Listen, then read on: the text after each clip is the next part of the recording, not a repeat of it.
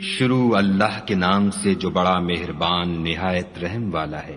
اے پیغمبر صلی اللہ علیہ وآلہ وسلم، اپنے پروردگار جلیل الشان کے نام کی تسبیح کرو، جس نے انسان کو بنایا پھر اس کے اعضاء کو درست کیا، اور جس نے اس کا اندازہ ٹھہرایا پھر اس کو رستہ بتایا، اور جس نے چارہ اگایا پھر اس کو سیاہ رنگ کا کوڑا کر دیا۔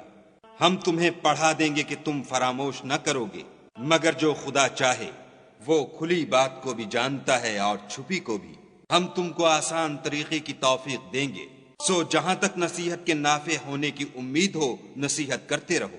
جو خوف رکھتا ہے وہ تو نصیحت پکڑے گا، اور بے خوف بدبخت پہلو تہی کرے گا، جو قیامت کو بڑی تیز آگ میں داخل ہوگا، پھر وہاں نہ مرے گا نہ جیے گا۔ بے شک وہ مراد کو پہنچ گیا جو پاک ہوا اور اپنے پروردگار کے نام کا ذکر کرتا رہا اور نماز پڑھتا رہا۔